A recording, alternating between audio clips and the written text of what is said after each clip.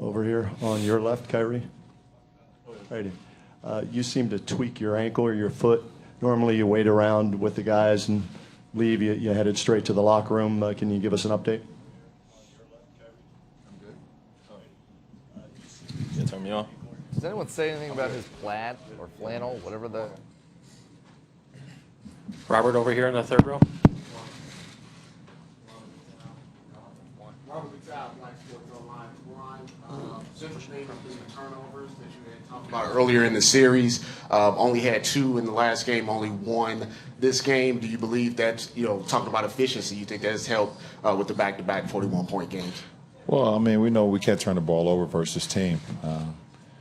They make you pay anytime you make a mistake, and for us to only have 12 turnovers today for 16 points is definitely key to our success. And you can't turn the ball over versus anyone, in our league, but especially in the finals versus the defending champions. You can't do it, and because they make you pay. So we did a great job of not turning the ball over, including myself, and I just try to put myself in position, put my teammates in position to be successful.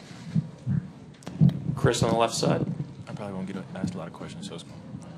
Chris Haynes, Cleveland.com. LeBron, what have you, when you guys were down 3-1, to these guys that's on the left and right of you, what did you see in them, or what do you see in them as a player and a person that gave you so much belief that you guys can put yourself in position to do what you're doing right now? Well, I mean, we just focus on the next game. We focus on the next minute, and we focus on the game plan that we had to master up to try to even get to the next play, and it wasn't even trying to get to a game 7. We was like, okay, well, once we went to game 5, we went out there and being down 3-1, we was like, okay, well, we got to go home anyway, so let's go home and play in front of our fans, and we was able to do that. And tonight, these guys were, unbelievable. Once again, Double T's energy and activity, his level, his rebounding, obviously giving us extra possessions, but his defensive rebounding from the beginning was at an all-time high level for himself. Even though as great as he is, he was spectacular tonight. And Kyrie, just the floor general, he does what he does. I mean, it's no surprise what he does, and we put ourselves in position to be able to be in the game 7. Tim, standing on the right.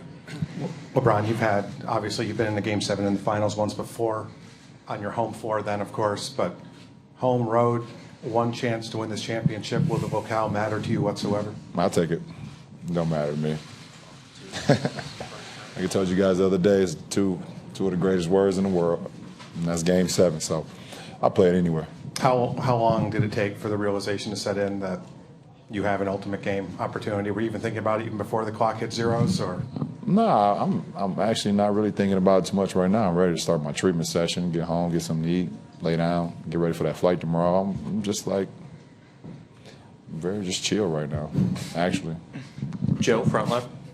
Joe Varden, Cleveland.com. Kyrie, curious just about, now that you are in Game 7, how you keep the moment from becoming too big. I mean, this is the biggest game you've ever been in, and after all that you've been through personally, how do you separate from that and just kind of focus on what you need to do out there on the floor? By just accepting it. Don't shy away from it. It's Game 7.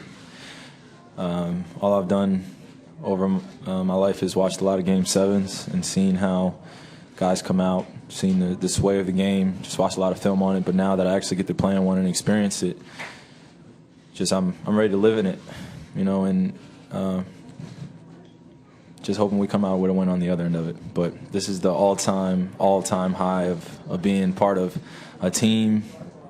Both teams have one chance to win the championships, one game that's separating that, and just doesn't stop there. So, I'm excited to just get to Sunday and see what it's really like. Again, front row on the left. Tristan, Hayden Grove, Scout.com. What do you think allowed you to be so successful tonight? What was your mindset coming into the game? Like LeBron and Kyrie say, be a star in your role. Be a star in your role, and for me is high energy, use my motor, just play hard, be relentless on the glass, and that's what I bring to this team. That's my job, and just be a star in your role. And I try to do that every night. Did you feel that you had a kind of a connection with LeBron? You know, he was throwing the alley-oops. It seemed like it was kind of just easy at one point. I mean, was there something that you saw in the defense that kind of allowed that play to continue over and over again? He's a great passer. Threw it right where I wanted to go, and it's up to me to go up and go get it. Go up and go get it, and you know, when LeBron drives to the rim or Kyrie, you know, they attract two guys. So for myself and others, just get to the open area, and you know, when they throw it to you, pass to you, go up and finish strong. Dave here on the right. David Gretaman, ESPN. LeBron, in the second half, there was a stretch where you scored or assisted on 27 straight points. I think you scored 20 of them. When you get in that mode, do you find something in terms of rhythm within yourself, or is it you finding something in the way that you're defending you, or can you just describe what it's like to be like that, playing like that? Just out there playing. Just reading, reacting. My teammates, like I said, put me in position to be successful. You know, either when I have the ball or when I don't have the ball, they're giving me the ball where I would like it. They're setting great screens and just trying to put pressure on the defense. You know, and I've been fortunate enough to see the ball go through the hoop the last couple games, so you know, I feel pretty good. Ramona on the left. Hi, Ramona Shelburne, ESPN. LeBron, you've obviously had a long history here in Cleveland. What did it mean to you to be in the building tonight and see the fans have a game like this? Well, they deserved it. They deserved it. We knew we were going to get out of them, and now it was up to us to go out and give it back to them. And I think we held up our end of the bargain. We knew we were going to get out of those guys, all 20,000 plus. They was phenomenal from the time we ran out on the floor. So they deserved tonight, and you know, it was special to be out there for them. Do you allow yourself to feel that, the emotion of it being from here? Nope, I don't. I just play. I know what I put into the game. I know how true I am to the game. I know how true I am to these fans. So, no, I don't let it get to me.